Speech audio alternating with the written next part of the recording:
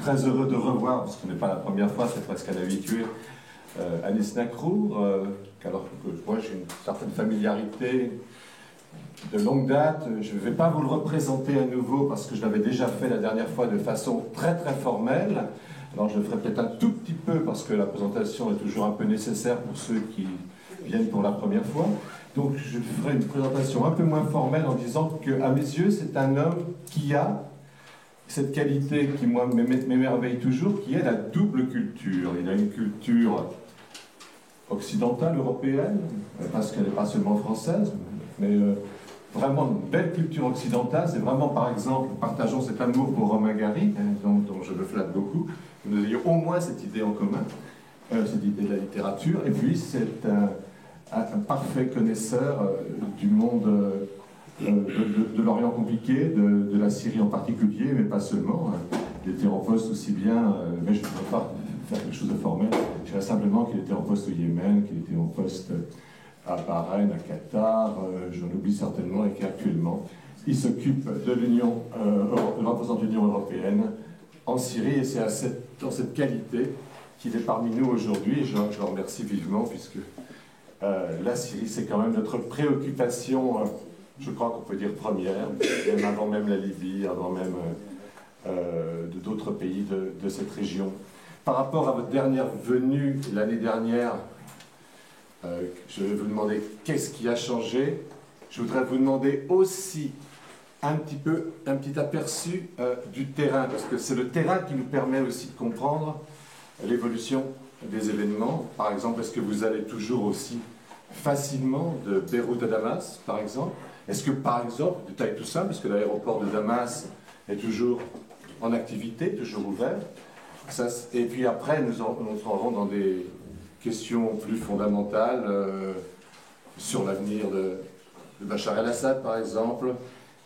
La dernière fois, lorsque vous étiez venu, on parlait un petit peu de son retour en force. Aujourd'hui, on s'aperçoit que ce retour en force n'a été que provisoire et qu'il a reperdu beaucoup de terrain. Je voudrais aussi vous entendre, et je pense que la salle également, sur la chute de Palmyre.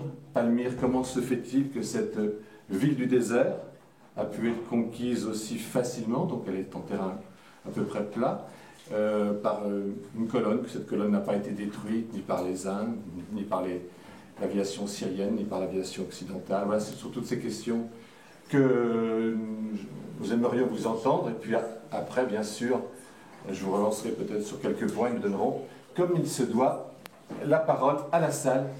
Merci encore Anis d'être parmi nous. À vous. Merci. Je préfère parler sans microphone si ça ne dérange pas.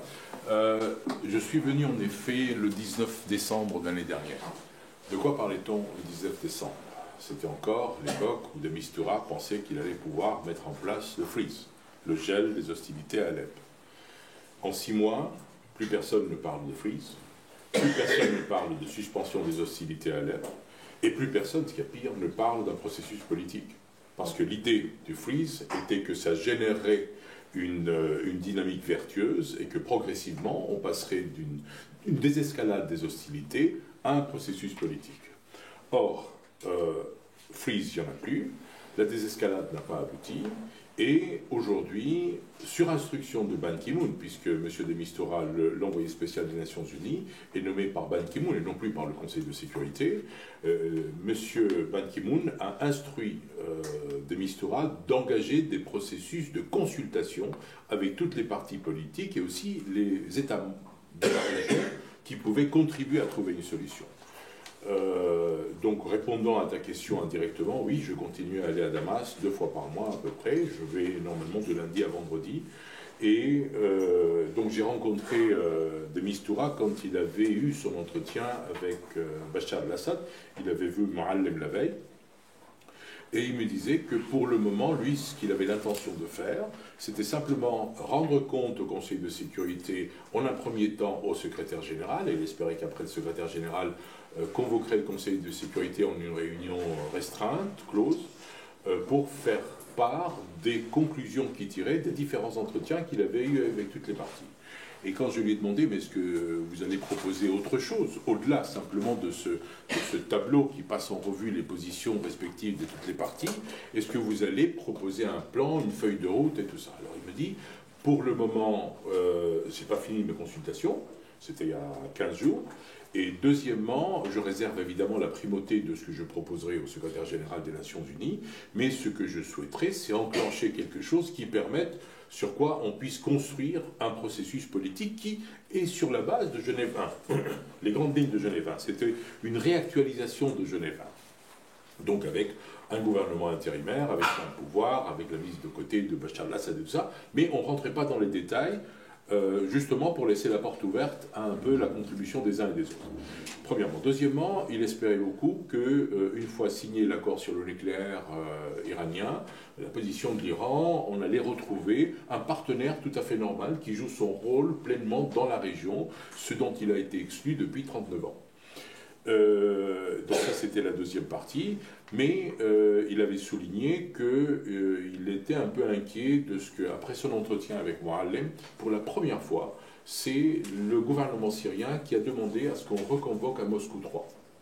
Ça veut dire une nouvelle négociation entre l'opposition syrienne, ou du moins les oppositions syriennes, et le régime, et c'était quelque chose qui était la résultante de l'échec de Moscou 2, où ça avait volé en éclats, et malgré les pressions de Poutine sur Assad, pour qu'il fasse des concessions, qu'il lance des gestes de bonne volonté pour enclencher un peu un début de dialogue. Évidemment, Bachar ne l'a pas fait à ce moment-là.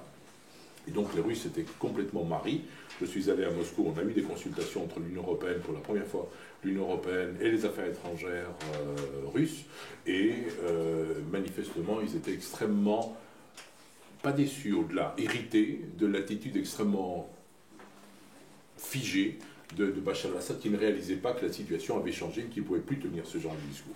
Et quand je l'ai demandé aux Russes, à ce moment-là, je lui ai dit, mais comment vous allez faire? Est-ce que vous allez lancer un Moscou 3, un Moscou 4? Alors la réponse était en deux temps. Premièrement, on ne va pas lancer d'autres consultations à Moscou, parce qu'on va faire une pause dans l'immédiat, puisqu'il y a de Mistura qui est en train de faire ses consultations, pour ne pas faire concurrence avec ce qu'il faisait, premièrement. Et deuxièmement, on voudrait, en tout état de cause, attendre la fin d'une négociation sur le nucléaire et reprendre cette initiative plutôt vers le mois de septembre-octobre. Pour le moment, Moallem était à Moscou hier. On a réenclenché la négociation avec les Russes, mais ça a permis aussi à Poutine de dire on soutiendra le régime jusqu'au bout. Donc quelque part, ça va dans les deux sens. On a beaucoup compté aussi sur le fait que les Iraniens allaient changer, mais jusqu'à les 2-3 dernières semaines où j'étais à Damas, la position des Iraniens, j'ai vu l'ambassadeur iranien, était de dire nous défendons dans notre région nos intérêts. Et nous avons une position, et par conséquent, la position de la Syrie, l'État, leur emprise sur la Syrie, devait rester à leurs yeux. Pour revenir sur Palmyre, c'était très intéressant à observer parce que le hasard a voulu que j'étais sur place. Je suis arrivé le lundi où enfin le régime et les militaires syriens avaient réussi à repousser Daesh à l'intérieur, et c'était la victoire à la télévision, les chants, les drapeaux et tout ça. Et le mardi, le lendemain où je suis allé, j'avais un rendez-vous avec l'ambassadeur russe, et de lui-même, sans que je lui pose une question, m'a dit, vous voyez, après la chute de Idlib, après la chute de Chezhou au nord, le régime tient, consolide ses positions. Et en l'espace de 24 heures, c'est exactement l'inverse qui s'est passé. Donc, vraiment, on a du mal à comprendre comment ce revirement s'est fait. Mais je pense, fondamentalement, je n'ai pas de preuves, que les Syriens ne s'attendaient pas à ce que Daesh revienne, et revienne aussi vite. Ils ont été pris de court. Et deuxièmement, je pense qu'ils n'avaient pas les moyens militaires, ils n'avaient pas les forces nécessaires pour défendre une ville qui ne représentait pas un intérêt stratégique pour eux, à long terme. Et d'ailleurs, c'est la raison pour laquelle ils ont lâché très vite. En l'espace de 24 heures, il n'y avait plus rien. Ils ont tout laissé sur place. Et c'est quelque chose qui peut-être n'est pas une menace directe aujourd'hui sur le régime et sur le gouvernorat de Damas, mais peut-être à terme, ça peut être une menace sur Homs et sur Hama. Donc ça, c'est un peu la présentation générale de la façon dont je vois les choses aujourd'hui. il y a un répit, malgré les Kobané qui passent, qui changent de main entre les Kurdes et les autres, Edleb, Jessenchol. Souvenez-vous, quand Edleb est tombé, on a dit, ça y est, ils vont descendre sur l'attaqué, ils vont descendre sur Alep, tout ça ne s'est pas matérialisé.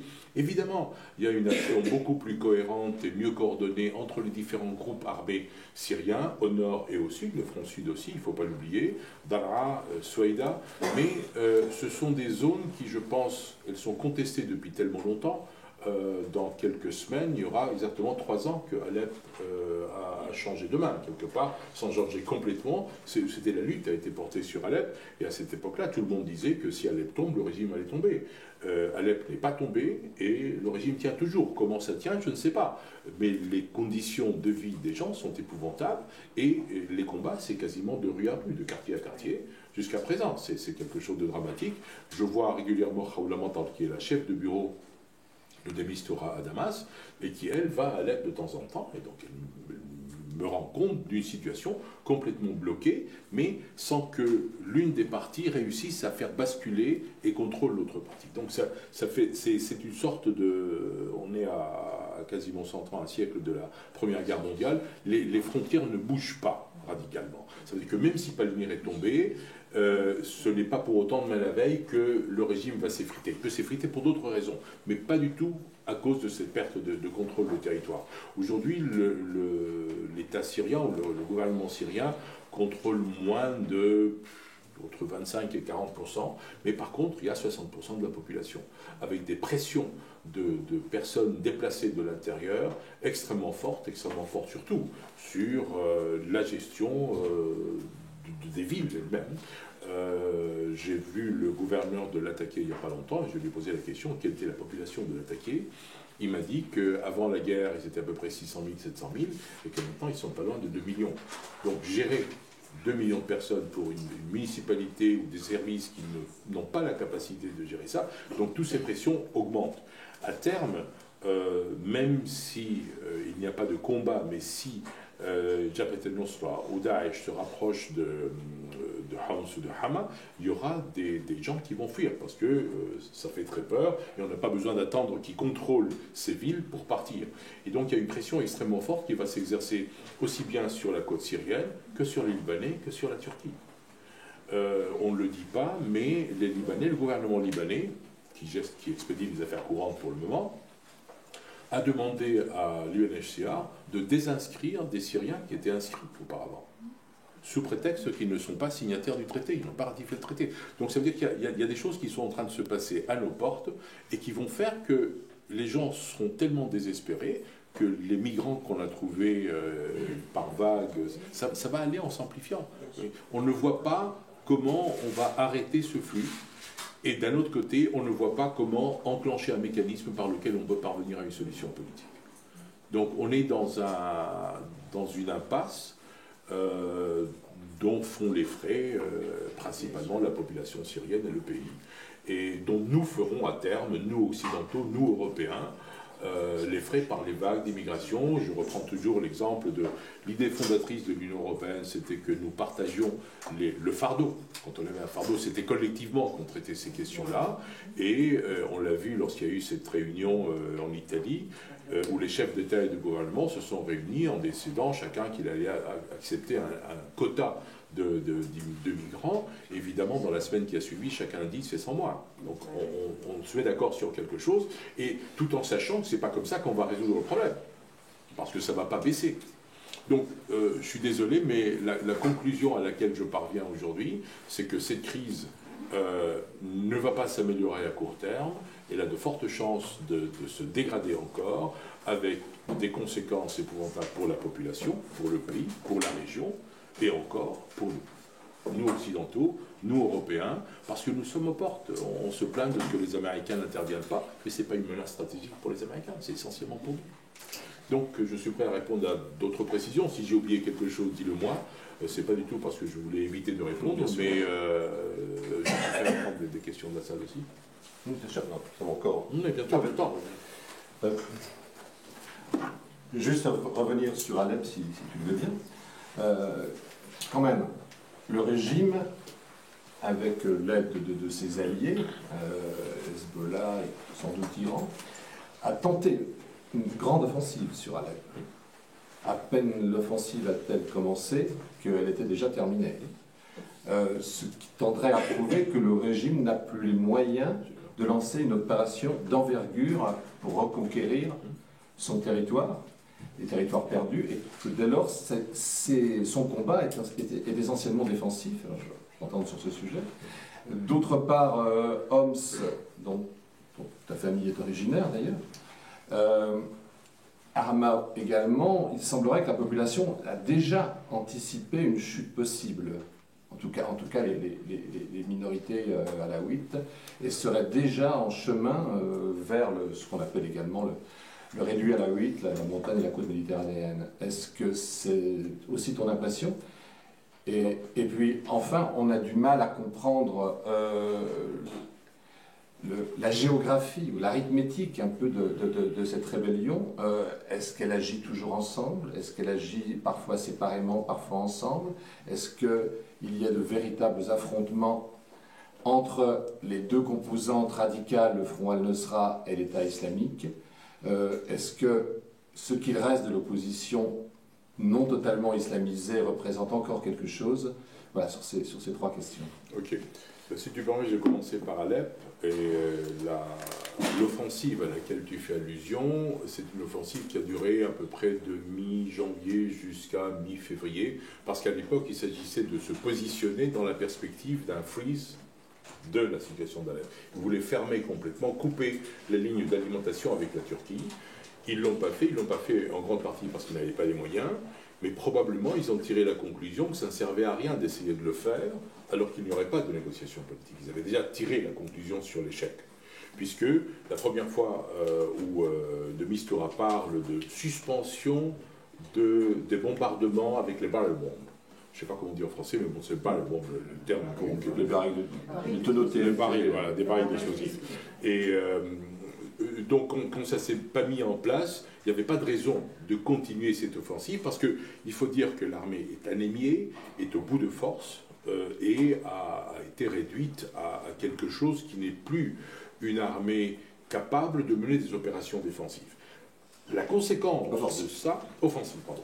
La conséquence de ça, c'est que sa posture est de plus en plus défensive, mais il a encore des réserves à laisser des pans qu'elle contrôle aujourd'hui, de les laisser tomber.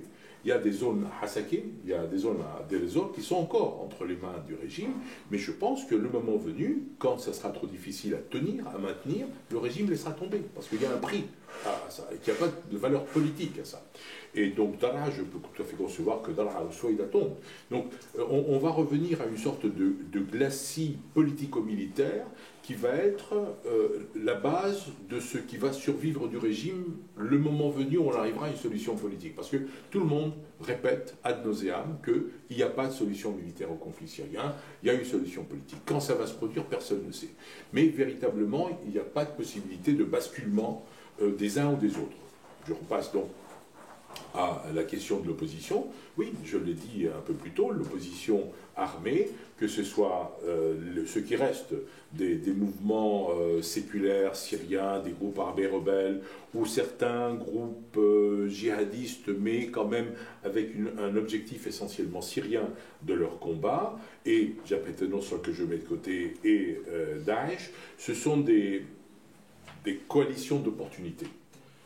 Jaish el-Fatah et tout ça, moi je ne suis plus les dénominations qu'il y a, les différents groupes, parce que parfois il arrivait que dans certains groupes, on avait le même groupe dans deux fronts séparés, dans deux fronts différents. Et en tout état de cause, ce n'est pas ça qui va faire basculer, parce qu'il n'y a pas encore une stratégie de ces groupes armés, de ces rebelles, religieux ou pas, djihadistes ou pas, pour s'attaquer de front au régime. Ça veut dire que les ordres qui sont donnés à Deir ez-Zor ou à Alep ou à Daraa et à Souaïda, c'est complètement décousu. Il n'y a pas de cohérence, il n'y a pas de ligne unique. Et le moment où ça se fait, et c'est pour ça que je dis le fait que les Kurdes ont pris Kobane et à un moment donné repèrent de Kobane et reprennent Kobane, c'est des petites opérations que l'on a vues un peu partout. Et l'on voit à Homs, on le voit dans l'environnement d'El-Wa'ar. El-Wa'ar, c'est bien que les djihadistes se soient retirés depuis plus d'un an maintenant, ben, il y a une zone de non-droit Il y a à peu près 400-500 000 habitants qui sont là. Alors, on ne sait pas comment ils survivent non plus, mais on n'arrive pas à trouver le gouvernorat central, Hans n'arrive pas à gérer ces crises-là. Donc, il y a des poches de résistance, mais ces poches de résistance ne génèrent pas un front unique. Et le régime joue de ça aussi, et ça lui permet, avec relativement faible force, de maintenir des abcès de fixation. Et qu'il n'a pas besoin de reprendre parce que la valeur politique, ou du moins la valeur militaire, du gain militaire qu'il aurait sur le plan politique, est nulle, puisqu'il n'y a pas de processus politique. Le drame, c'est celui-là. C'est qu'on dit tous qu'il n'y a pas de solution militaire à ce conflit, mais aujourd'hui, il n'y a pas de processus politique. Donc, on doit attendre maintenant que de Mistura rende compte au Conseil de sécurité, en espérant que quelque chose en sorte. De même, Moallem est allé à Moscou, et suite à sa visite, les Russes ont dit qu'il fallait absolument que Bachar al-Assad se rapproche de l'Arabie saoudite. C'est absurde. Mais pourquoi il fait ça? Pour la simple raison que le roi Salman va aller pour la première fois depuis l'indépendance de l'Arabie saoudite, il va aller à Moscou. Donc il y a un dialogue qui est en train de se nouer ailleurs, alors qu'auparavant il n'existait pas. Alors, les choses sont en train de changer. C'est complètement contre nature de suggérer à Bachar al-Assad de s'allier ou d'essayer de trouver une solution avec le roi Salman alors que la guerre est avec l'Iran. On revient à des positionnements, mais ça vient à un moment donné où l'Europe et les États-Unis n'ont plus de visibilité, n'ont plus de vision, n'ont plus de présence en la matière. On a lâché. Tout 2013, la préparation de Genève 2, c'était le tandem Lavrov-Kerry qui préparait le travail pour Brahimi. J'ai vu Brahimi au mois de décembre 2013 et il m'a dit « on n'est pas prêt. Les deux parties ne sont pas prêtes, mais je suis obligé de convoquer cette réunion. » Mars 2013, à 3 mois de l'échec. Donc ça veut dire que les processus politiques, tant qu'ils étaient menés par les deux principales puissances, il y avait une possibilité de faire quelque chose, mais je pense que là, maintenant, les Américains se sont retirés. Maintenant, leur priorité, c'est exclusivement le nucléaire iranien. On est à la dernière... L'Irak un peu, quand même. Pardon? L'Irak un peu.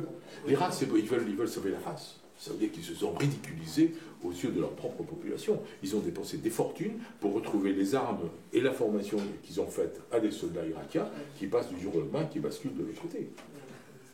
Et avec l'idée que le gouvernement central, à majorité chiite, aujourd'hui n'est absolument pas capable de récupérer Mossoul ou des zones qui sont occupées principalement par des sunnites. C'est évident. L'Irak, c'est un peu moins aujourd'hui dans la stratégie américaine, et je pense véritablement que Obama, ce qu'il veut laisser comme héritage, c'est le rétablissement des relations avec Cuba et Iran, c'est tout. Le reste du monde arabe, c'est pas, comme ce que je disais auparavant, ce n'est pas une menace stratégique. Pour l'Europe, ça l'est, mais pas pour nous. Et que nous ayons compté sur les Américains pour nous aider à gérer la crise syrienne, c'était une illusion, c'était une mauvaise lecture du discours du Caire de juin 2009. Ah oui, c'était tout, non? Il y avait Hans, je dis. Il y avait Hans, la population qui commence à gagner. Oui, alors les populations principalement de banlieue de Homs, qui sont assez importantes, qui commencent à quitter, c'est consécutif à la chute de Jeshur et de Idlib, parce que beaucoup de gens croyaient qu'ils allaient menacer directement leur communauté de base. Et donc il y a eu ce repli pour défense à un moment où le régime lui-même ne pouvait plus assurer leur défense. Donc c'était une solidarité clanique ou ethnico-religieuse de minorités, mais le phénomène a l'air de s'être arrêté, puisque ce qu'on annonçait n'en a pas eu lieu, mais c'est un mouvement de va-et-vient qui va rester. Le phénomène des Druzes, c'est la même chose. Hein. Et ce qu'on n'a pas abordé la question, ce qu'il y a de très intéressant, c'est l'entrée au niveau du discours d'Israël dans le débat sur l'intervention. J'allais venir avec les parrains de la crise et les puissances qui entourent la Syrie. Mais auparavant, je me suis dit qu'il n'y a pas de solution militaire possible. Mais on ne peut pas exclure complètement qu'à l'issue d'une guerre d'usure, la partie la plus faible, en l'occurrence le régime, même s'il est évidemment secondé de plus en plus par les forces étrangères de Hezbollah, pour ne pas le citer, cède vraiment du terrain et qu'il soit obligé simplement qu'il se cantonne dans le territoire à 100% à la 8. Est-ce que ce n'est pas une possibilité quand même? Parce que finalement maintenant, les pertes, quand on regarde attentivement les pertes de l'armée syrienne, on s'aperçoit qu'elles sont considérables, que chaque famille alaouite a un enfant, voire deux, voire trois enfants qui ont été tués. Et que, alors évidemment, il y a le ressentiment, il y a effectivement aussi le sentiment qu'ils sont au milieu du gué et que, comme tu l'avais dit la dernière fois, on ne peut pas changer de cheval au milieu du gué, ce qui est très juste. Mais quand même, au terme de cette guerre d'usure, il y a, un peu comme la guerre de 14-18, il y a une partie qui flanche. Est-ce que c'est pas une possibilité? Mes prospectives, ça fait bientôt 4 ans que je suis ce dossier vraiment de très près, et puis je suis sur place. Mes prospectives ne vont jamais au-delà de 6 semaines, 3 mois. Non, en toute honnêteté, après c'est de la spéculation. Après c'est de la spéculation, évidemment il y a des tendances. Les tendances, après c'est du wishful thinking, c'est ce qu'on espère voir, on se projette dans un sens ou dans un autre. Moi je fais de l'analyse, je viens sur le terrain, je parle à des gens, et c'est pour ça que je me cantonne à des choses tangibles que je peux éventuellement vérifier. Je reprends un autre exemple, bien qu'on ne l'ait pas cité. Il y a eu l'assassinat ou la mort de Rostom Razal. J'allais venir, oui. Tu vois, je tente ici, on se connaît bien. Et ensuite, Ali Mamlouk, résidence surveillée, tout ça. Bien. On n'a pas d'informations.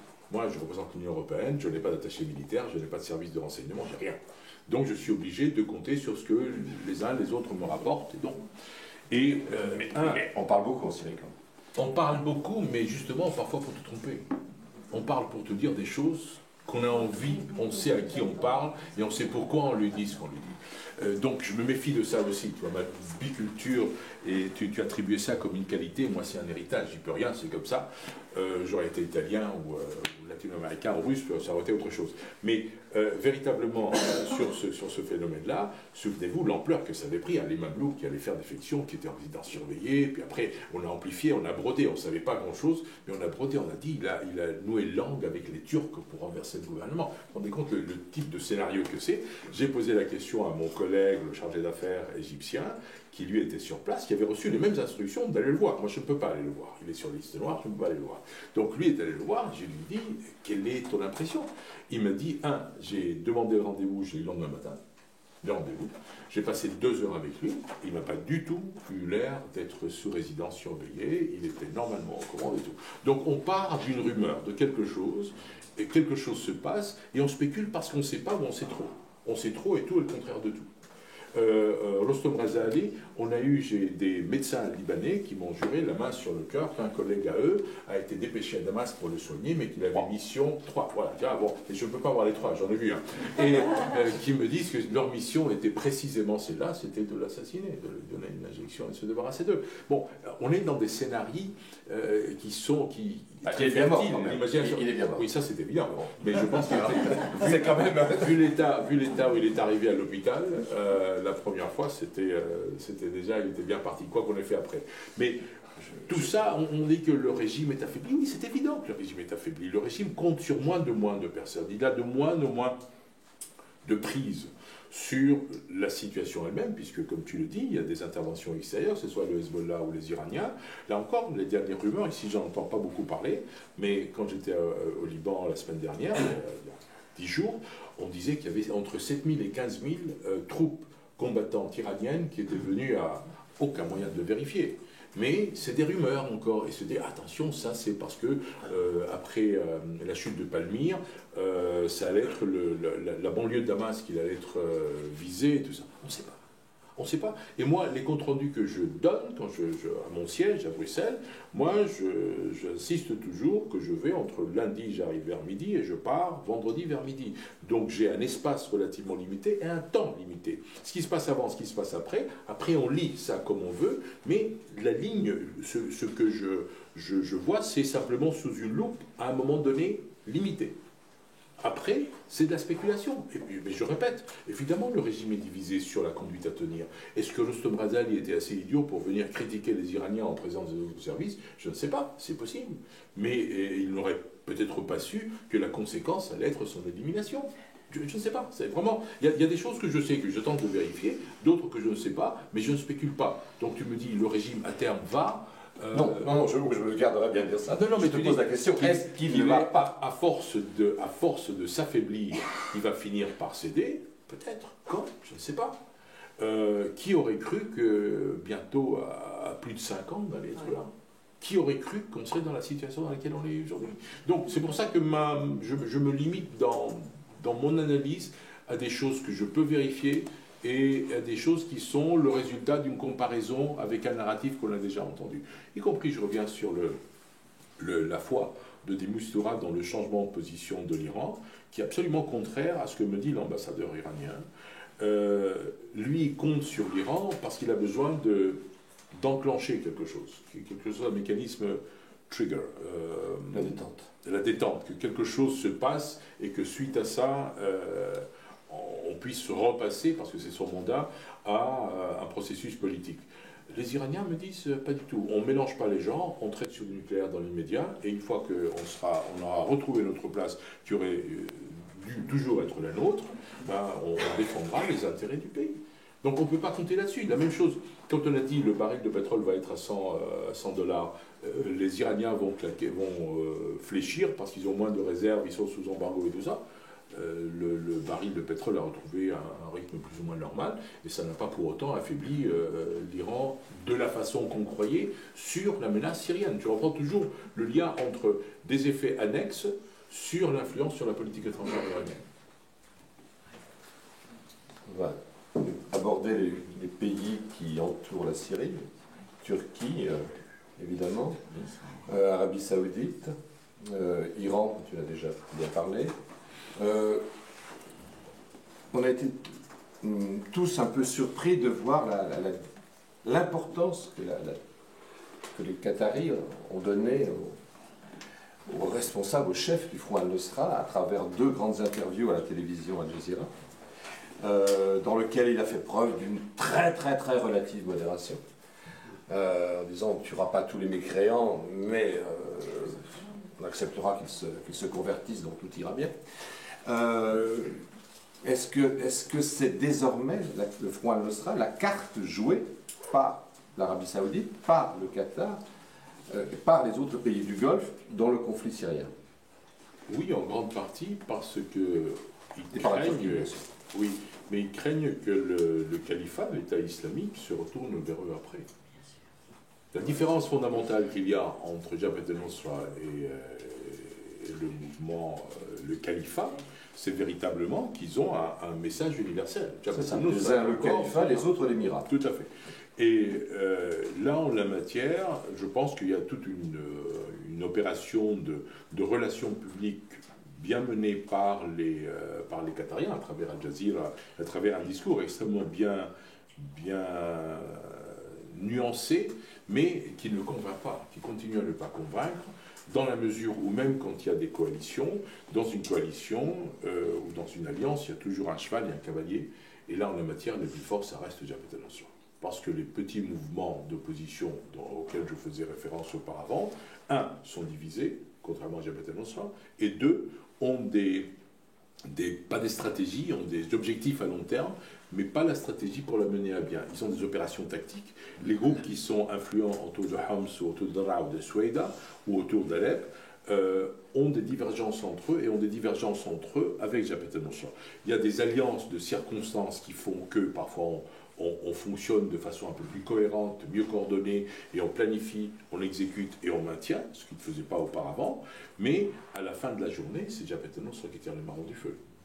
Donc toute cette opération de rendre présentable un mouvement qui malgré tout est sur la liste des terroristes internationales par le lien Al-Qaïda, ça va nous mettre, nous occidentaux, face à nos propres contradictions. Jusqu'à quand on va pouvoir accepter ce genre de discours? Et là encore, toutes les alliances qu'il y a entre le Qatar, la Turquie et l'Arabie Saoudite, il y a entre les 3 gouvernants et les 3 États des divergences de fond stratégiques quant à la façon d'aborder les pouvoirs dans la région et le rôle dans la région. Alors là aussi, il ne faut pas oublier un autre pays qu'on a mentionné en passant et qu'il ne faut pas négliger, c'est le Yémen. Et l'engagement de l'Arabie Saoudite au Yémen. Ça va avoir des conséquences, y compris sur l'équilibre interne en Arabie Saoudite.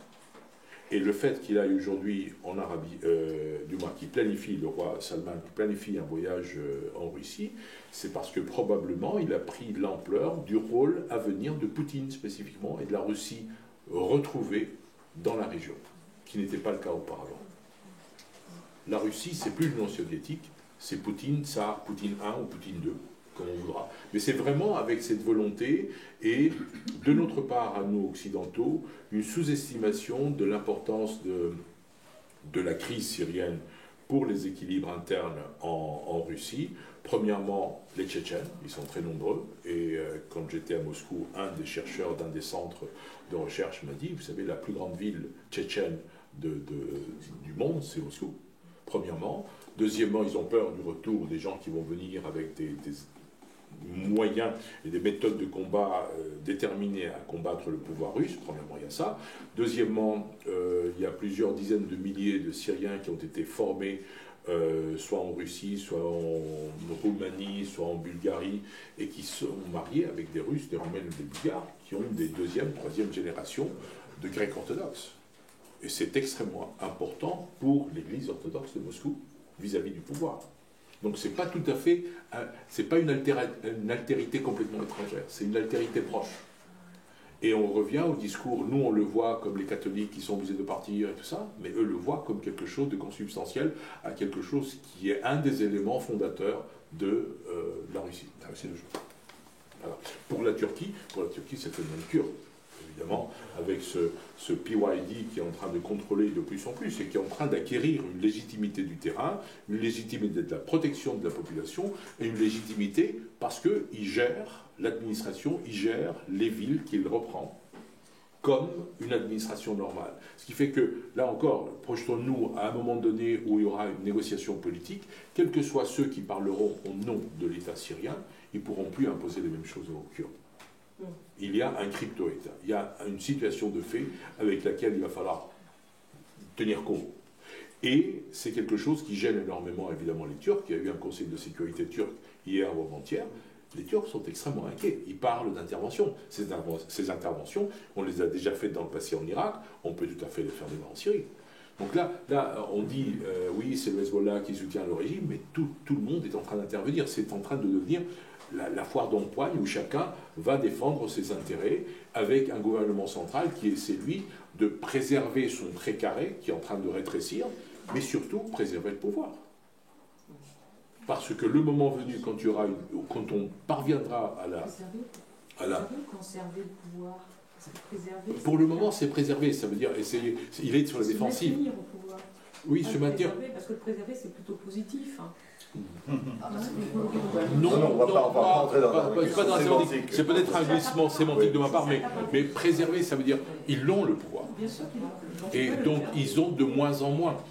Ils ont de moins en moins, ils auront de moins en moins. Mais le peu qu'ils auront, ils veulent être là, avec ce pouvoir-là, pour pouvoir discuter sur le plan politique. Donc, la tactique aujourd'hui est tout à fait différente. Il ne s'agit plus de contrôler l'État syrien tel qu'il était avant la crise. Il ne s'agit plus de vouloir se projeter comme possible gouvernement d'avenir. Mais ils veulent avoir une part dans la solution finale. Que ça ne se fasse pas sans eux. Mais le problème, c'est qu'on est loin de cette solution. Il n'y a pas de processus politique. Mais dans leur pensée, on est dans ce glacis territorial où ceux qui sont encore sur place savent très bien qu'ils doivent se battre jusqu'au bout parce qu'ils n'ont rien à gagner de céder. Ils sont le dos au mur. Et c'est un peu cette impasse à la fois politico-militaire, en l'absence de tout processus politique, qui me fait parvenir à la conclusion qu'à court terme ou au moyen terme, il n'y a pas de solution pour la Syrie. C'est horrible. Et je vois ça sur la crise syrienne, mais je vois les effets que ça va avoir en Europe et partout. Alors, et c'est demain, après-demain, c'est pas au calendrier grec. Justement, dans un monde idéal, qu'est-ce que l'Europe pourrait faire? L'Europe est divisée, l'Europe est faible, l'Europe, comme dirait Staline, combien de bataillons? De division. De division, pardon. Bon. Donc là, franchement, non, l'Europe, sur ce que je disais auparavant sur le fait que l'Europe était l'idée de la solidarité, de gérer ensemble les fardeaux qu'on avait en commun, c'est en train de voler en éclats. C'est une idée de 60 ans qui est en train de disparaître. Mais comme l'année prochaine, il y aura 100 ans le traité de Sykes-Picot, on est en train d'assister à l'effacement des frontières, mais de façon continue. Ça va aller plus loin encore. Le Yémen, qu'on a visité, toi et moi, dans les années 90, il y avait déjà 2 États. il y a eu une réunification, il y a eu une guerre civile, et maintenant les frontières n'ont plus de sens. Et même ce sont des sous-groupes. Les Houthis, à notre époque, personne n'entendait parler des Houthis. Ben, c'est eux qui contrôlent le pouvoir. Et aujourd'hui, les Houthis sont en train de communiquer avec les Nations Unies pour dire, écoutez, on est prêt à négocier, mais ils sont en position de force. C'est un groupe, et là aussi, c'est un groupe non étatique. 7-8% de la population. Tout à fait, c'est un groupe non étatique. Et que Moukalla soit pris par un groupe d'obédience caïdiste, le monde laisse faire. Laisse faire parce qu'on n'a plus les moyens de faire ce genre de choses. Donc toutes les frontières avec lesquelles on a vécu depuis un siècle sont en train de voler en éclats. Même si M. Fabius n'aime pas qu'on parle de l'État islamique, parce que dans l'État islamique il y a État, je suis désolé, ils contrôlent un territoire, ils ont une armée, ils ont des finances, ils font ce qu'ils veulent. Et même malgré presque un an de la coalition, des frappes de la coalition sur l'État islamique, ils ont été à même de mener 2 opérations à Ramadi, de grande ampleur. Et quand j'étais en Syrie, donc le basculement entre le moment, l'euphorie, quand on a repoussé Daesh et la chute de Palmyre, personne n'était capable d'anticiper que l'État islamique, soi-disant affaibli, parce que c'était notre discours, on affaiblit, c'était l'objectif, n'est-ce pas? C'était pas de l'éliminer, il s'agissait de l'affaiblir, que l'État islamique affaibli et serait capable de mener une double opération et revenir à la charge sur Palmyre.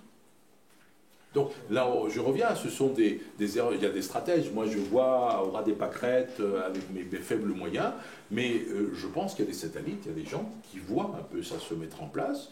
Comment se fait-il qu'on n'a rien fait? Comment on a laissé faire? D'un autre côté, Palmyre, tu connais Palmyre. Palmyre est une ville qui a été construite en 1900, à part du mandat français, complètement quadrillée, en carré, en damier, et il y avait une très faible population, parce que la population était complètement... 70 000 oui, 70 000 personnes. Donc c'est rien contrôler ça. Contrôler arriver dans la banlieue de Damas, il y a plusieurs centaines de milliers de personnes, y compris dans les petites banlieues. Alep, c'est encore pire, on est en train de parler encore de 1,8 million de personnes. Donc c'est un autre combat. On anticipe des choses parce qu'on a envie qu'elles se passent, mais en réalité, quand on regarde dans le détail, probablement toutes les parties belligérantes ont intérêt à ne pas rentrer dans ce bourbier. Et c'est la raison pour laquelle ce stalemate, ce blocage demeure. On va profiter de ce que tes bureaux soient en partie à Beyrouth. Je vais te poser évidemment une question sur la situation libanaise. Alors, la bataille du Kalamoun se déroule quasiment à la frontière libanaise, avec des conséquences sur le pays en termes d'engagement du Hezbollah, d'arrivée de réfugiés. Pourtant, le pays que l'on dit, que l'on répète, ô combien fragile, tient à peu près le coup, avec quand même une présence politique de plus en plus forte du Hezbollah. Est-ce qu'on a une chance que le Liban conserve une relative stabilité? Toujours à échéance de 2 mois, oui. je rentre à 4 jours. On va préciser qu'il n'y a plus de président. Oui, il y a le gouvernement, il se fait des affaires courantes, le Parlement a été prolongé de 2 ans, mais ça reste une démocratie. Donc c'est bien. Mais je reprends l'exemple. Les journalistes ne s'en plaignent pas parce que la presse libanaise est à peu près. Tout à fait libre, oui, bien sûr. Non, mais heureusement qu'il y a ça. Mais ton grand copain Kamal Jumblat, depuis, il a mis un petit bémol, l'affaire Druze, un petit bémol sur la critique de l'engagement du Hezbollah, premièrement. Deuxièmement, y compris là. La dernière fois, il m'avait dit qu'il y avait des gens du Hezbollah sous son lit. Alors, je crois. C'est une question de survie. Voilà. Mais le paradoxe aujourd'hui, avec la bataille de Kalamoun et les pressions qu'il y a, y compris sur l'armée libanaise, c'est qu'il y a le sentiment assez diffus dans la population que le Hezbollah est en train de protéger l'armée aussi. Parce que l'armée n'est pas capable de mener ce type d'opération. Les seuls qui ont l'expérience du combat, la détermination idéologique, des raisons pour lesquelles ils combattent, c'est le Hezbollah.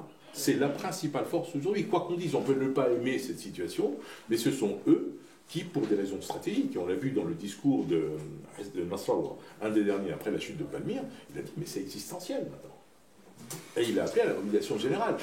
Nasrallah ne parle pas pour rien dire. Ça veut dire que quand il dit quelque chose, il réfléchit à ce qu'il dit, et c'est manifestement la crainte qu'ils avaient de se voir être visés directement. Alors c'est les Druzes qui ont pris les premiers. Moi, on peut envisager que par la suite, ça peut être vers Salamiyya, les Ismaéliens qui peuvent être visés. On va prendre les groupes les moins les plus faibles, les moins visibles vis-à-vis de l'Occident. Parce que ça a été les Yazdites, ça a été ensuite les chrétiens au nord, en Irak, et maintenant on revient à ces groupes-là. Mais on n'a pas abordé la question d'Israël, mais je trouve que c'est extrêmement intéressant la façon dont Netanyahou a réagi en disant on ne peut pas exclure de devoir porter secours à des gens. Ce qu'ils font déjà. Ils le font. Marginalement, mais tout à fait. Mais là, maintenant, il y avait des massacres. Donc ça permet de d'osser le ton et de laisser suffisamment ambigu. J'ai donné l'instruction au chef d'état-major de prendre les mesures nécessaires. Quand Netanyahou dit ça, et quand on connaît son expérience, mais il n'en demeure pas moins que je ne pense pas qu'ils ont intérêt aujourd'hui à s'engager, parce que pour le moment, Israël est oublié de la carte. Il n'y a plus de processus de paix. Ils font des colonies en veux-tu, en voilà, il n'y a pas de problème. Il y a une régression de toute la question palestinienne. Donc c'est un conflit, je dirais, qui, par le fait qu'il a été mis dans l'ombre par d'autres conflits de la région, fait en sorte que la majorité sioniste, expansionniste quelque part, celle qui refuse de reconnaître deux États vivant en paix avec Jérusalem, seule capitale, ça n'existe plus. Ça n'existe plus. Donc aujourd'hui, il suffit de passer un message de menace comme quoi on peut intervenir pour faire en sorte que ça fait peur à beaucoup de gens. Et au-delà de ceux impliqués dans la crise syrienne, au-delà de ceux qui sont impliqués. Juste une toute petite dernière question avant de donner la parole à la salle. Pour la première fois depuis l'existence justement de l'État israélien, celui-ci n'a plus de frontière directe avec le gouvernement légal syrien. Quelles conséquences? Alors, la conséquence... Juste à donner une précision, simplement parce que les forces rebelles ont pris le contrôle de la frontière. Tout à fait. Ou alors les forces du... Alors, les conséquences pour les Nations Unies, avant tout. Parce que c'était ça, le mandat de l'UNSO et de l'UNIFIL, sur la frontière. Et j'ai vu, début mai, le général Finn, qui commande toutes les forces des Nations Unies, que ce soit à la frontière égyptienne, en Jordanie, au Liban et en Syrie, et qui, lui, peut circuler librement dans tout ça. Et je lui ai demandé, mais comment vous voyez la situation aujourd'hui sur le front? Il m'a dit deux choses.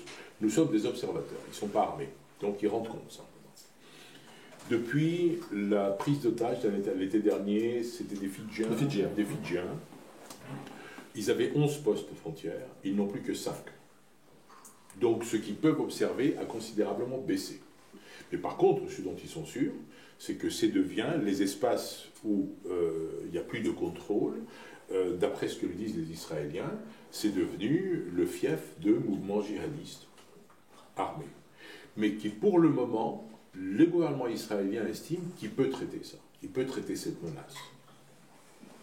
Et que par conséquent, tout le front nord, qui était l'inquiétude des Israéliens, aujourd'hui est suffisamment affaibli, morcelé, décomposé, pour que l'armée israélienne puisse le traiter ponctuellement en fonction des irruptions qu'il pourrait y avoir. Mais ça n'a pas l'air, d'après ce que m'a dit le général Finn, ça n'a pas l'air de les inquiéter outre mesure. C'est une tension potentielle, une menace potentielle, pouvant être gérée par l'IDF, sur les forces de défense israéliennes. Voilà. Merci. Je crois que l'heure est venue de vous donner la parole. Je pense qu'il y aura plein de questions déjà, plein de bras qui se lèvent. Donc, juste si vous voulez vous présenter, n'hésitez pas. C'est toujours plus agréable de savoir qui pose la question. Bonjour, merci de votre présence et de vos témoignages. Mon nom est Olivier Guers, je suis un fidèle de l'IREV. Ma question se situe dans la perspective des négociations politiques, donc jusqu'à 15 mois un jour, et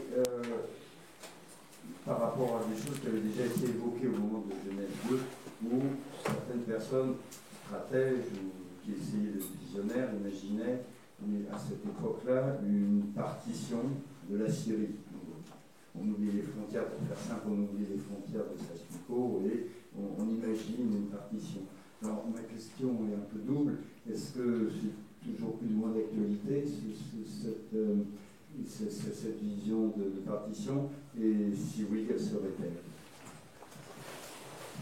Si vous permettez, je vais prendre question par question. La dernière fois, j'ai l'impression que j'ai mélangé un peu les questions. On peut Spécifiquement prendre deux ou sur trois, celle-là. non. Mais celle-là, elle est un peu précise. Je préfère répondre. Non, je ne veux pas donner l'impression de la caricature qu'un diplomate parle pour ne pas répondre. Là, je vais vous répondre tranquillement. C'est cette idée de redessiner les frontières de la Syrie, c'était quelque chose qui remonte déjà à l'époque du mandat, avec les différents États, l'État alaouite, tout ça. Bon, très bien. Le remettre à jour me semble délicat pour deux raisons. Premièrement, la partition de la Syrie telle qu'on l'a connue est un fait.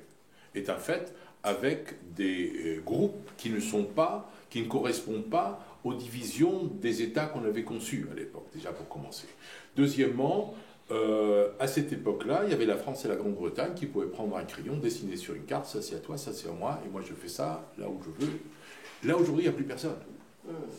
Il n'y a plus personne, et surtout, la situation est telle, c'est que la seule chose que j'imagine, c'est que ça va continuer à se dégrader, et on va se retrouver avec des choses qui ne correspondent pas nécessairement à des configurations géographiques avec une population d'une composante ethnique particulière. Là, je reprends l'exemple de Latakia. Latakia était une ville à majorité alaouite. Maintenant, avec 2 millions d'habitants, la plupart, ce sont des sunnites. Jamais été dans la majorité alaouite, c'est à qui? Mais c'était considéré comme la côte de... Non, La région, mais pas la ville. Pas la ville, mais la région. La région était essentiellement alaouite. C'était la montagne alaouite. Et c'était là que la France avait décidé que c'était l'État alaouite devrait être là. Mais pour vous dire que les équilibres même ont changé à cause justement des réfugiés intérieurs. Ouais. Et que donc aujourd'hui, dessiner, c'est aussi absurde que le traité de Berlin en Afrique, où on a fait dessiner l'Afrique avec des lignes droites. Donc, vraiment, je ne sais pas, ça, vous vous projetez à très très long terme. Aujourd'hui, moi, ma conclusion, c'est qu'il n'y a pas de processus politique en cours, et donc je ne sais pas qui va être autour de ce processus politique et quand il aura lieu. Donc, c'est une hypothèse formulée par des chercheurs, par des journalistes, par des historiens. Savoir quelle est sa pertinence aujourd'hui, moi, a priori, je ne la vois pas. Mais la partition de la Syrie est un fait.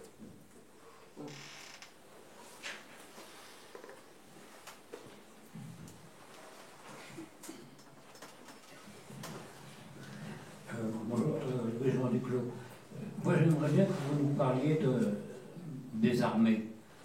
Vous avez dit que l'armée syrienne était nulle, on veut bien le croire. Mais je n'ai pas dit qu'elle était. Ne prêtez pas des propos que je n'ai pas tenus. C'est déjà assez difficile. Mais elle existe quand même, donc elle est organisée. Est-ce qu'il y a encore l'état-major? Est-ce qu'il y a encore des grandes unités? Est-ce que chacun mène sa petite guerre dans son coin? Et puis qu'est-ce que c'est que cette histoire de balancer des barils de pétrole avec des clous dedans sur les populations civiles? Ça paraît tout à fait dingue, cette histoire-là. Et puis, autre armée, l'armée de Daesh, c'est quoi ça? C'est qui? Ils sont combien? Comment ils sont organisés? Et voilà, comme vous disiez tout à l'heure, on est un peu dans le bleu, mais alors là, on est totalement... Absolument. J'aurais bien aimé pouvoir vous répondre. Je suis diplomate, je ne suis pas militaire, et je vous dis ce que j'observe, simplement. Et ce que j'observe par mes contacts, autant avec mes collègues qui sont encore sur place, ça veut dire les Russes, les Iraniens, les Égyptiens, les Chinois, et de ce que eux me disent, parce qu'eux ont des attachés militaires et des services de renseignement, j'arrive à la conclusion qu'il y a encore une petite structure militaire qui obéit à des commandes, qui obéit à des ordres, et qui a une structure centralisée. Quant à savoir ce qu'elle représente, je ne sais pas. Là, comme je vous dis, le chiffre de moins de 100 000 ou à peu près 100 000, ce sont des chiffres qui m'ont été donnés par des gens qui ont des contacts sur place et qui travaillent avec eux, principalement les Russes. Les Russes, il y a une coopération militaire depuis maintenant 1980, un traité de coopération et d'amitié, et donc toutes les formations, tout ça existe. L'Union européenne, elle émerge relativement tard, et on a perdu énormément de l'absence de pays comme la France, la Grande-Bretagne et l'Allemagne, qui avaient des contacts avec les services, qui avaient des formations, qui avaient des marchés, même qui ont été maintenus au pire moment des relations bilatérales. Après l'assassinat de Hariri, Assef Chaukat venait régulièrement en France, échanger avec les services. Donc on avait une information. Maintenant, on ne l'a plus. Ce qui reste, je ne sais pas. Et donc, hélas, je ne suis pas en mesure de vous répondre, aussi bien pour l'État islamique que pour l'État syrien. Mais par contre, je vois les résultats sur le terrain. Alors on peut dire qu'il n'y a pas une chaîne de commande, une hiérarchie militaire dans Daesh, mais quand ils prennent une ville comme Palmyre en même temps qu'ils prennent Ramadi, ça veut dire quelque part quelqu'un qui a décidé de voilà comment on va faire, et c'est mis en œuvre. Même si ça ne nous convainc pas, parce que ce n'est pas selon nos règles à nous. De même que lorsque M. Fabius dit qu'il ne faut pas traiter d'un État l'État islamique, mais je suis désolé, les faits sont là. Ça ne nous plaît pas, mais c'est comme ça. Et on a dit aussi que l'État islamique, le califat, n'avait pas de frontières, donc il ne pouvait pas être un État. Je ne pense pas que c'est un grand souci pour l'État islamique de savoir quelles sont ses frontières, parce que par nature, c'est un État expansionniste. Juste pour rebondir sur la question de monsieur, quand le général des places d'Aran, Ali Al-Mani, dit bon, c'est nous qui décidons de la conduite de la guerre et le régime est obligé de nous suivre, tu penses que c'est vrai? C'est plausible. C'est plausible, je ne sais pas. Mais c'est plausible. Parce qu'ils interviennent de plus en plus. Ils tiennent à bout de bras, le régime. Financièrement. Donc, à un moment donné, on passe du rôle de conseiller au rôle de celui qui dit exactement ce qu'il faut qu'il fasse. Une question devant. Pour rebondir sur, vous veniez de dire tout à l'heure que les Iraniens tenaient à bout de bras le régime. Justement, j'aurais une question sur la situation à l'intérieur, donc dans la région qui est contrôlée par le régime.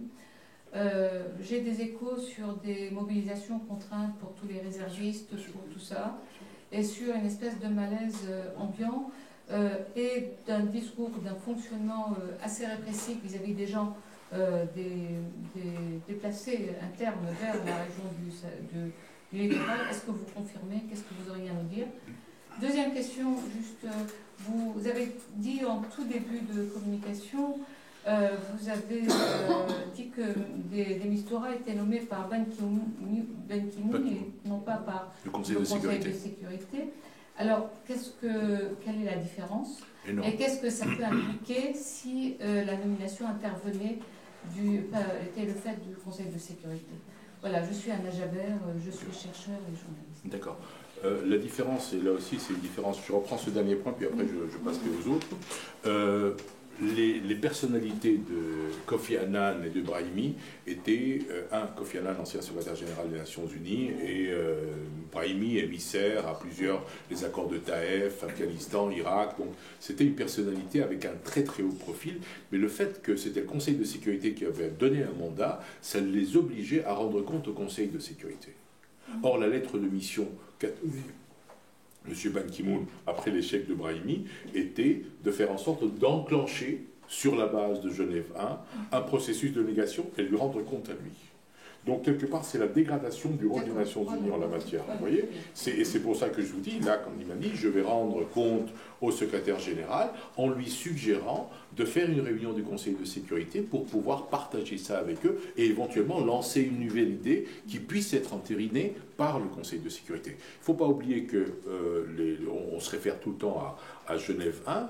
L'ambition de Kofi Annan était double à Genève 1, était premièrement d'associer l'Iran, il a échoué, parce que les Français, les Anglais et les Américains ont refusé, et deux, de faire en sorte que les conclusions de cette réunion puissent se transformer en résolution de sécurité hors chapitre 7.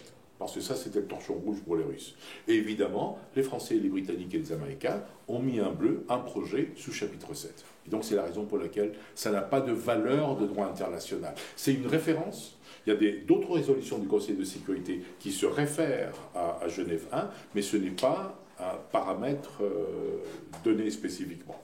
Vous voyez, j'ai déjà oublié votre première question. Sur le littoral, sur la situation. Voilà. Alors, sur le littoral, c'est évident qu'ils ont de plus en plus de mal à mobiliser, et ceux qui sont rappelés, de plus en plus âgés, et ceux qui n'ont pas les moyens de payer. Parce qu'on paye toujours en Syrie, on peut éviter de faire son service militaire.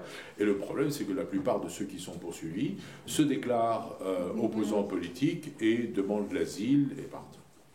Donc il y a la diminution de l'armée, de la force de l'armée vient de ce que ne combattent aujourd'hui que ceux qui ne peuvent pas faire autrement, ou ceux qui, au contraire, savent très bien qu'ils n'ont plus rien à perdre. Mais l'armée, en tant qu'armée disciplinée, structurée, ça n'existe pas.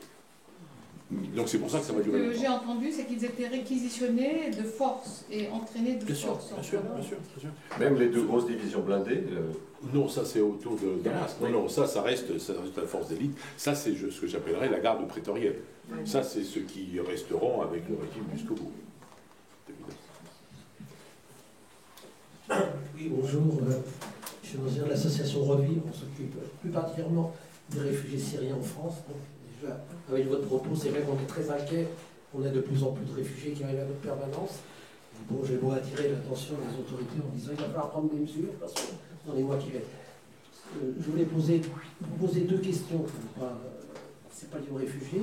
Ma première question, c'était concernant le problème de la zone d'exclusion aérienne. Parce qu'on peut penser que chaque baril de poudre qui tombe sur des populations civiles ont pour conséquence d'entraîner des gens à la radicalisation. Et voilà. Donc c'est la première chose. Est-ce qu'on ne peut pas y penser? Zone d'exclusion aérienne. Deuxième question, vous ne nous avez pas parlé de la situation militaire sur Damas. Il semblerait que depuis maintenant quelques jours, quelques semaines, de plus en plus de roquettes tombent sur Damas, qui laisserait à penser que les rebelles ont des armes de plus en plus lourdes. Et est-ce que c'est des choses qui peuvent déclencher un processus plus rapide? Merci. Pour la première question concernant les réfugiés, je pense que c'est L'exclusion aérienne. Oui, l'exclusion aérienne. Les réfugiés, c'était votre point de départ. Mais l'exclusion aérienne est quelque chose qui est sur la table depuis septembre 2011. Oui. Et c'est une des difficultés de la zone d'exclusion aérienne, c'est que vous avez obligatoirement besoin d'une résolution du Conseil de sécurité sous le chapitre 7. Et ça, les Russes ne laisseront jamais passer. On a mis 4 vétos à des résolutions, ils le mettront toujours. Et j'ai eu un entretien il y a quelques mois avec l'ambassadeur de Chine qui m'a dit « Nous défendons des questions de principe, les Nations Unies ne sont pas là pour remplacer des régimes. » Donc ça n'aura pas lieu. C'est évidemment le schéma idéal, dans un monde idéal, ça serait peut-être une solution. Si vous regardez les dernières déclarations qu'a fait de Mistura lors de son passage à Damas, il a fait 2 déclarations condamnant l'usage des barils. Et le régime évidemment lui dit, mais nous on n'a pas besoin de ce genre de choses, on a des moyens modernes. Ça. On est dans le délit des deux côtés. Évidemment il les utilise, évidemment c'est condamnable, évidemment c'est un crime de guerre, mais pour le moment on n'arrive pas à fermer. Et la zone d'exclusion aérienne, tant qu'il y a un veto russe potentiellement, ou un veto russe ou un veto chinois, ça n'aura pas lieu. C'est du wishful thinking. Pardon. Oui, pardon. La suite de la question. La suite de la deuxième partie de la question. Sur Damas. Ah, Damas. Écoutez, à Damas, j'étais il y a 15 jours et la situation était calme. Je suis allé à 2 reprises. Je suis allé à la chute de Palmyre au mois de mai et après il y avait une mission début juin. Et dans les 2 cas, la situation était calme. Et ça veut dire que même... Oui, mais hier, bien sûr. Mais c'est ce que je vous dis. Moi, je vous donne, quand je vais à Damas, je vais entre tel jour et tel jour. Et le hasard veut qu'il y a des fois où il y a des activités, il y a des fois où il n'y en a pas. Mais quant à extrapoler à partir de là, parce que, vous savez, des mortiers, c'est très facile à faire et on peut les tirer très facilement. Et puis c'est quelque chose de relativement artisanal, pas précis, et c'est pas ça qui va changer la donne. Après, parce qu'il y a eu, on peut spéculer que les opposants se rapprochent ou quelque chose d'autre comme ça, mais on n'a pas de... En termes de sécurité, toi-même, entre Beyrouth et Damas, il n'y a aucun problème. aucun problème. Ça veut dire que, alors pour vous dire un peu comment on fonctionne, je traverse la frontière en voiture blindée, évidemment je reste dans la voiture blindée, et il y a un service privé de sécurité qui nous attend, pas armé, mais qui nous précède, et qui, arrivé au checkpoint, annonce qu'on arrive, on est à même pas 200 mètres derrière, ce qui fait que ça nous permet de passer sans devoir... Parce que le risque est là aussi, parce que les autres, il peut y avoir des manifestations ou voire des attentats, parce que c'est des populations qui sont coincées dans les voitures et qu'on n'arrive pas, on fouille énormément, alors que nous, on passe sans les fouiller. Non, il y a pas de... Merci. À la compagnie. je voulais revenir un petit peu sur, parce que je me souvenais de la dernière fois où vous disiez solution politique et pas solution militaire, mais tout le monde dit qu'il n'y a pas de solution militaire. Cela dit, avec un régime qui est dans tout va bien, Madame la Marquise, on a perdu Edlib, c'est pas grave, on a perdu ce jour, c'est pas grave, Daraa, ça viendra, mais c'est pas grave non plus. Bon, qui n'était, même quand il était en position de force, n'avait aucune ouverture politique possible. Aujourd'hui qu'il est de plus en plus rétréci, et comment est-ce que vous avez l'impression qu'il a un raisonnement quelconque vers le moindre négociation politique ou la moindre concession entre le je veux tout et donc oui. Le problème aujourd'hui, c'est que, évidemment, c'est un régime qui trahit ses promesses, qui est dans le déni, mais qui malgré tout est toujours là. Alors, pour le moment, ce que je vous ai dit, il n'y a pas de processus politique, donc il n'est pas sous pression pour s'engager dans un processus politique. C'est du lip service, c'est des vœux pieux qui dit réactiver Moscou 3 parce qu'on veut engager un dialogue avec l'opposition et tout ça, mais son intérêt, c'est de gagner du temps, pas du tout d'aboutir à une conclusion. Et pour le moment, c'est ça l'horreur. Ça veut dire que même s'il rétrécit, s'il a moins de contrôle, il a le pouvoir et c'est une puissance de nuisance. Et cette puissance de nuisance, il veut essayer de la négocier à un moment venu. Le moment venu. Et je ne sais pas quand ça aura lieu. Et je ne sais pas sous quelle forme ça sera. Est-ce que ça va rester Genève 1 ou est-ce qu'on va modifier les paramètres? Est-ce que c'est dans 1 an, dans 5 ans, dans 10 ans? Je ne sais pas. Mais quand je dis qu'il n'y a pas de solution militaire, c'est parce que je ne la vois pas. Je ne vois pas des puissances extérieures intervenir. Je ne vois pas aujourd'hui les différents groupes de l'opposition. Pardon? La solution militaire ne sera pas extérieure. Alors, c'est une hypothèse, mais pour le moment, je ne la vois pas se formuler sous une forme de transition. Parce que la ligne, Brahim, comment s'appelle, de Mistura, quand il est allé voir la coalition à Istanbul, la ligne de la coalition, qui était la ligne de la Turquie aussi, était qu'il s'en aille et on assurera une transition politique. Facile à dire, un peu plus difficile à mettre en œuvre. Parce que les deux sont difficiles. Un, être convaincu que la transition va être facile, ou sera ordonnée, et deux, ce qui est beaucoup plus difficile, le convaincre de s'en aller. Ça fait 5 ans qu'on l'essaie, sans succès. Donc, c'est par défaut que je parviens à la conclusion qu'il n'y a pas de solution militaire. Pas du tout parce que je suis impressionné ou pas impressionné par la tenue de l'armée ou par l'attitude de l'opposition. Et on est en train de glisser de quelque chose qui était à l'origine un changement de régime à quelque chose qui n'a quasiment plus rien à voir avec le changement de régime. C'est-à-dire qu'avec ou sans Bachar, on est dans autre chose aujourd'hui. Le paradigme de la crise syrienne a changé avec des conséquences pour toute la région.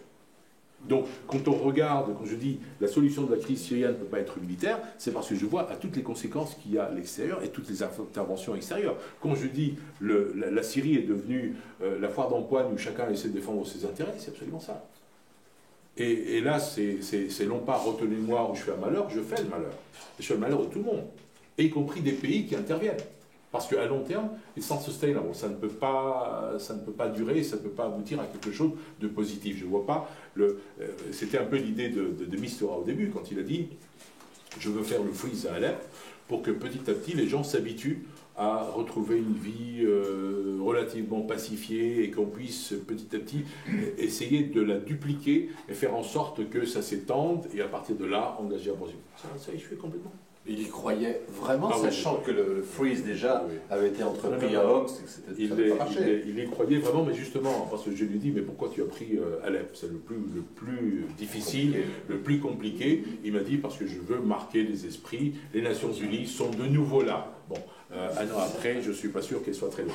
Mais c'est vraiment inquiétant, parce que tout le paradigme sur lequel on voulait enclencher un mécanisme politique a échoué. Et aujourd'hui, ma conclusion est que je ne sais pas, voilà, tout à fait. Il n'a même pas été en mesure de le commencer.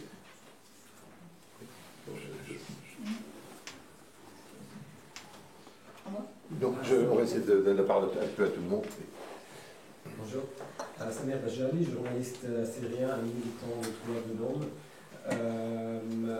Je voudrais vous avez mentionné ce qui s'est passé hier à Moscou entre Moallem et Poutine. Si on va plonger dans les informations, ce qui s'est passé hier, le président russe il a proposé une coalition. Il n'a pas dit que Bachar al-Assad il faut rapprocher l'Arabie Saoudite ou Qatar. Il a proposé un projet de nouvelle coalition internationale contre l'État islamique.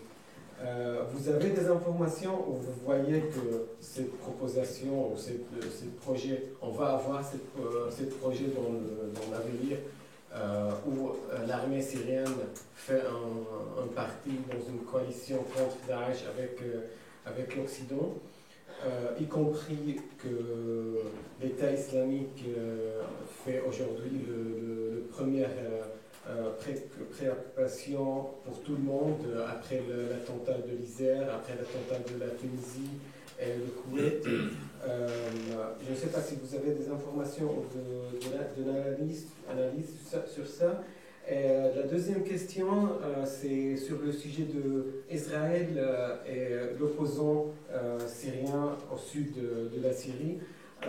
On sait que le Front al-Nusra qui domine actuellement le frontière entre la Syrie et Israël. Et il y a pas mal d'informations qui disent que les soldats ou les combattants blessés de Front al-Nusra sont soignés en Israël. Mais c'est pas nouveau aussi. C'est pas nouveau. Alors, je ne sais pas comment on peut juger ces actes-là, si c'est acceptable ou inacceptable qu'Israël traite les combattants de Front al-Nusra qui est cité dans la liste de terrorisme international. Ok. Pour la première question sur Moscou, je vous l'ai dit, personnellement, je vois mal ces déclarations de la coalition, d'élargir la coalition à d'autres pays. C'est exactement dans le narratif du régime syrien depuis le début. Le narratif du régime syrien était de dire vous voulez traiter avec Daesh, vous ne pourrez pas traiter avec Daesh si vous ne traitez pas avec nous. C'est nous qui allons pouvoir vous aider. Donc c'est totalement inacceptable pour les Occidentaux et c'est encore plus inacceptable pour les... Vous imaginez des avions saoudiens et syriens qui volent ensemble pour faire des bombardements? Et les Américains et les Syriens volent ensemble. Ils le font bien sûr. Les Américains et les Syriens. Par intérêt, les Canadiens aussi. En coordination aussi. En coordination aussi, tout à fait. Mais avec les Saoudiens, je pense qu'il y a un conflit qui est tout à fait différent. Et personnellement, je pense véritablement que Poutine est en train de se préparer à recevoir le roi Salman et qu'il veut améliorer ses relations avec l'Arabie Saoudite, mais surtout, il veut se montrer comme étant celui qui peut jouer un rôle d'intermédiaire qu'il n'avait pas auparavant, parce qu'il était obligé de le jouer avec les Américains et les Américains se retirent. Oui, mais excusez-moi, je précise là que Poutine, il a mentionné même les États-Unis, il a mentionné la Grande-Bretagne, il n'a pas dit que l'Arabie Saoudite. Non, bien sûr. Donc, mais il s'agit d'élargir la base de la coalition pour soi-disant lui donner une légitimité, parce qu'il ne faut pas oublier que, comment voulez-vous, les Russes ne sont pas dans la coalition. Voilà. Alors c'est bien de vous dire, écoutez, vous avez fait une coalition, moi je viens et je vous ramène l'Arabie Saoudite et la Turquie. Ça ne vole pas, ça c'est pas concevable. Il a parlé dans une nouvelle coalition. Très bien. Tu vois, wishful thinking. Je sais pas comment dire. C'est un vœu pieux plutôt qu'autre chose. C'est de la communication. Je pense que c'est de la communication. Je préfère ne pas m'étendre dessus parce que dans 2 semaines, on n'en parlera peut-être plus. Et on aura oublié que Moallem était à Moscou. On attendra la visite du roi Salman et là après on reprendra sur une autre base. Mais je ne crois pas que ça vaille le coup d'accorder plus d'importance à ces déclarations que ça en a. Il y avait une deuxième question? Oui. Non, sur le Sud, c'est pas une nouvelle information. Vous savez, on sait depuis longtemps, et ça les Nations Unies nous l'avaient dit, que les Israéliens traitent des soldats qui sont blessés, mais ça fait partie des choses. On est un peu coupable dans l'Occident de ne pas condamner ce genre de choses. Parce que les Israéliens, évidemment, vous dire, c'est un blessé de guerre dans un combat, on lui porte secours, c'est une action humanitaire. On est en application du droit humanitaire international. Ça peut vous sembler absurde, mais vous avez toutes les bases juridiques. Je serais côté israélien, je vous rédige la déclaration les yeux fermés, en 5 minutes, il n'y a pas de problème. Non, c'est pas... Pardon. C'est la dame qui distribue le... J'attire l'attention simplement pour le microphone. Oui, bonjour, je suis Loïc Lagarde, en fait, je représente une association qui travaille avec les réfugiés syriens au nord de la Syrie. Ma question à vous, c'est au sujet de votre absence au nord de la Syrie.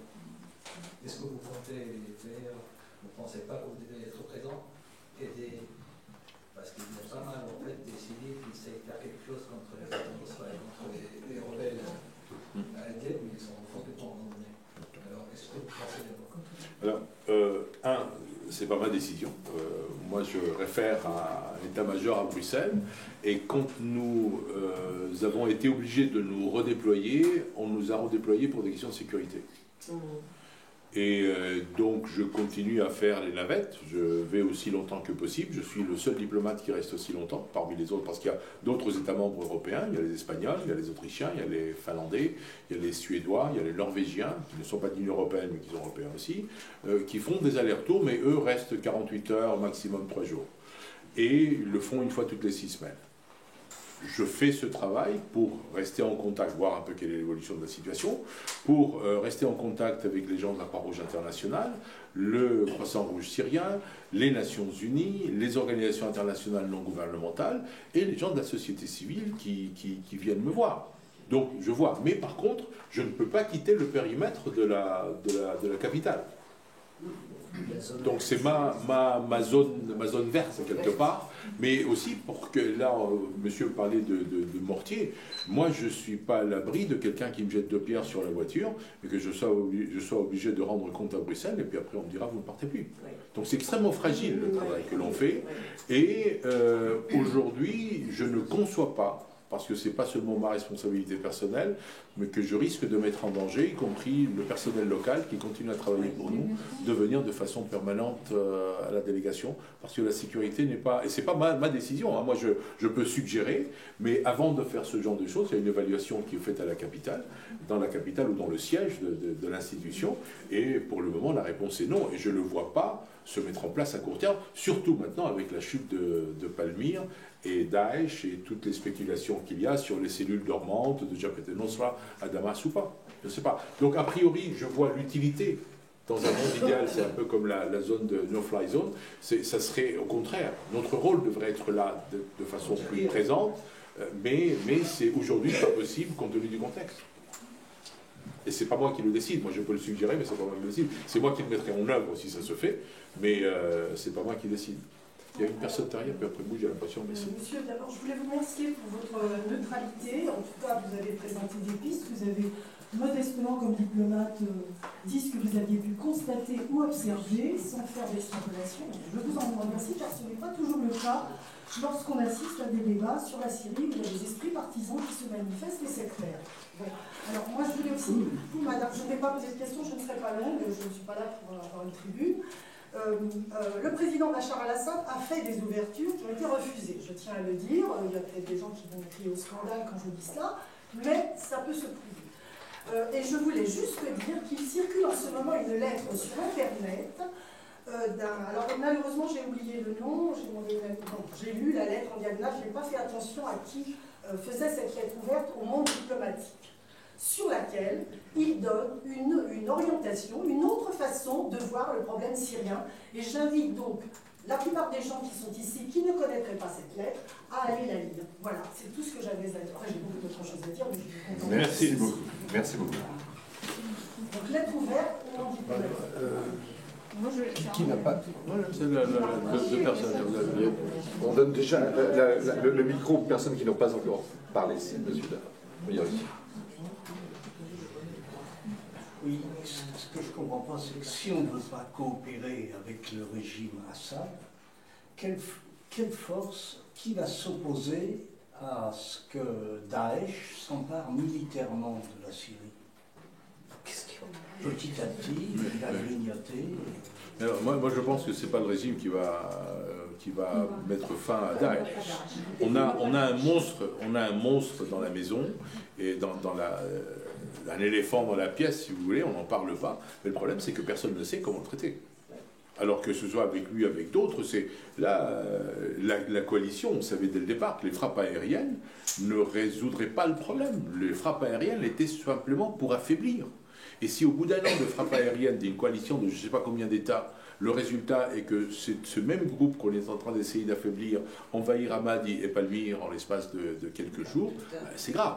Est-ce que ça aurait été pire sans frappe aérienne? Est-ce que ça... Parce qu'il aurait... Faut pas oublier... Faut pas oublier... serait pas aux portes de Bagdad, par exemple. Oui, alors, non, je ne pense pas. Mais il ne faut pas oublier que les frappes aériennes n'ont pas eu lieu à partir du moment où Daesh s'est emparé de Moussoul. Les frappes aériennes ont commencé simplement parce qu'on a décapité James Foley. Et James Foley est le journaliste américain. Et que c'est ça qui a provoqué. Et soudainement, c'est devenu une question de politique intérieure et que Barack Obama ne pouvait pas politiquement rester sans rien faire. Alors, quant à savoir si c'était ce qu'il fallait faire minorité aussi dans le Nord. Après ça a commencé. La décision de faire une coalition, ça a commencé quasiment la nuit même où ça a été connu. Je me souviens, je dînais avec Faisal Mekdad, notre cadre, et il nous dit qu'il a fallu qu'il y ait un Américain pour que l'Occident se réveille, mais que des dizaines de milliers de Syriens, ça ne vous fait rien. Et lui, il se référait aussi à des chutes c'était une base aérienne, on avait vu tous les soldats syriens en site. Oui, c'est la base de Tikrit. Donc, pour vous dire à quel point, y compris dans les propositions que l'on fait d'engager pour lutter, on fait véritablement le service minimum parce qu'on n'a plus les moyens de faire. Ce qu'il conviendrait de faire, mais ne me demandez pas ce qu'il conviendrait de faire parce que je ne le sais pas. Et quand je vous parle d'un éléphant dans la pièce, c'est ça. Madame, vous pourrez reprendre sur les deux dernières questions, parce que le contenu un peu parlera. Monsieur, et ensuite... François Clémenceau, le journal du dimanche. Est-ce qu'on peut revenir 2 secondes sur les intérêts des Russes et des Iraniens?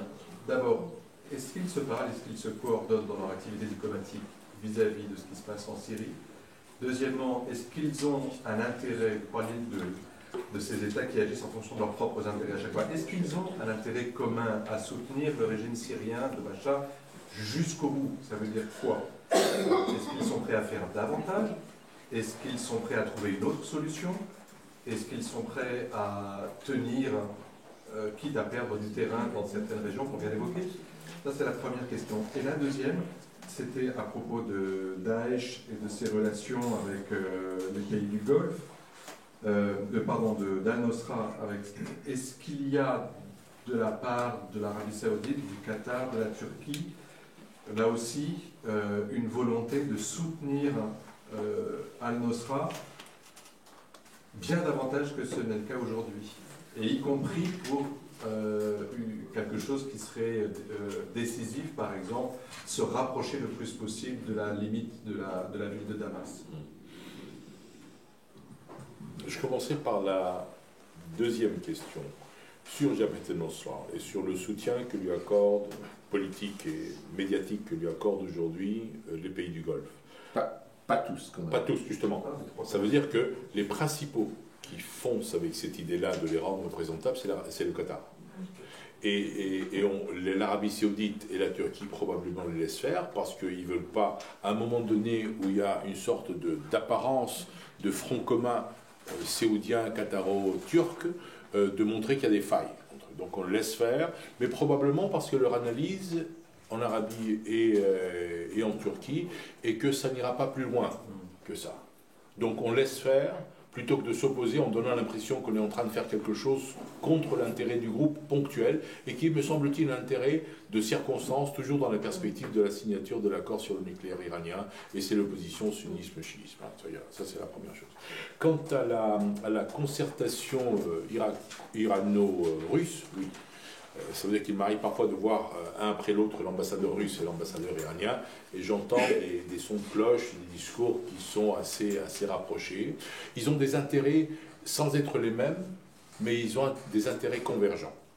Tous les deux maintenir leur influence dans la région, leur position dans la région, et je pense qu'ils ont montré dans le passé qu'ils sont prêts à aller beaucoup plus loin que nous, occidentaux, le pensions. Le nombre de fois où on a dit que ça va coûter trop cher à l'Iran, qu'il y a un coût politique pour l'isolement pour les Russes et tout ça. C'était une mauvaise analyse de notre part, occidentaux, de la part vis-à-vis de l'Iran ou vis-à-vis de la Russie. C'est que, qu'on le veuille ou pas, surtout après l'affaire de l'Ukraine, on a montré que le roi était nu. On ne sait pas quoi faire.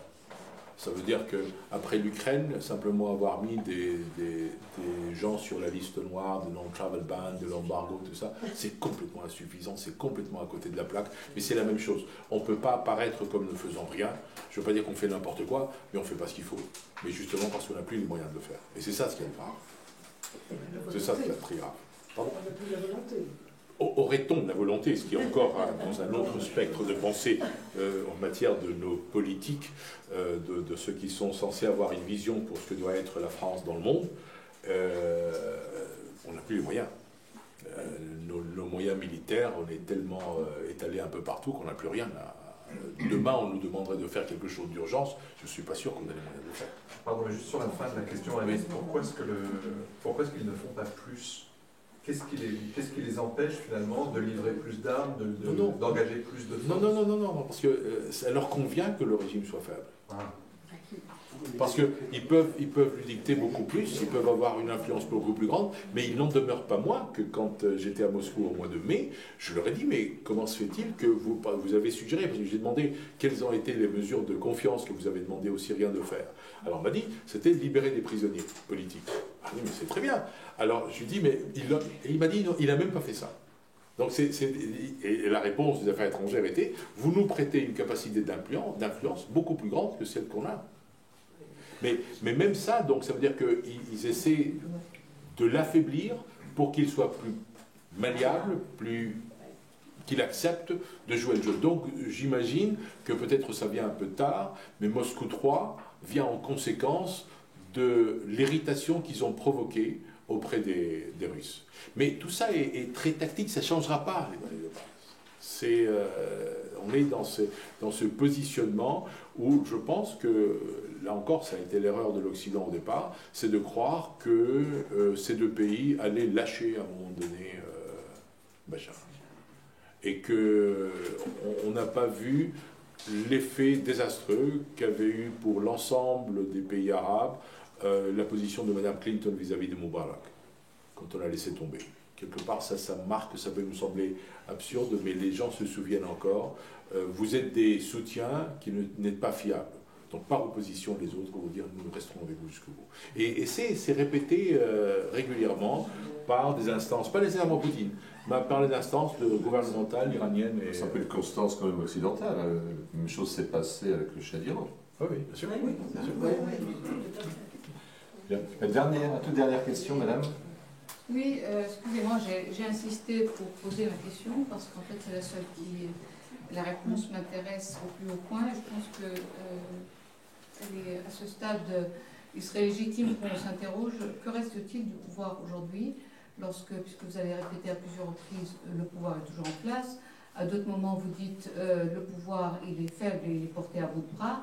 Donc, qu'en reste-t-il d'un pouvoir où la logistique est russe, les officiers sont iraniens et la chair à canon est du Hezbollah. Ça, c'est quand même une question que j'aimerais bien, à laquelle, puisque vous avez le privilège, le grand privilège, à l'exclusion de tous les Syriens, probablement, de pouvoir vous rendre en Syrie, de nous informer là-dessus. Je n'irai pas aussi loin que vous dans l'idée que le pouvoir est affaibli, c'est une évidence. Et tout pouvoir serait affaibli après une guerre de 5 ans. Mais, je prends un exemple caricatural, mes contacts avec les affaires étrangères, j'envoie une note verbale, je reçois une réponse. Donc la machine fonctionne. Fonctionne au ralenti, fonctionne différemment, mais la machine fonctionne. Monsieur, vous me posiez la question sur l'état de l'armée. L'armée, il y a des checkpoints, on les déploie, on les enlève, on les met. Je ne sais pas pourquoi, je ne rentre pas dans le détail de ce qui se fait, mais quand même, quand il y a quelqu'un qui prend une décision de faire quelque chose, la suite logique se fait. Autre chose, quand de Mistura demande un rendez-vous, a son rendez-vous ou n'a pas son rendez-vous, tout ça suit dans une mécanique qui continue de se mettre en place. Alors, je ne sais pas quels sont les moyens de ce que ce qui reste de ce pouvoir peut mobiliser aujourd'hui pour faire autre chose, mais au moins, je suis obligé de constater que le pouvoir existe. Vous savez que je sais que dès que je traverse la frontière, je suis suivi et que mes mouvements sont accompagnés. Je n'ai pas besoin de voir qu'il y a quelqu'un derrière moi qui va vérifier. Je le sais.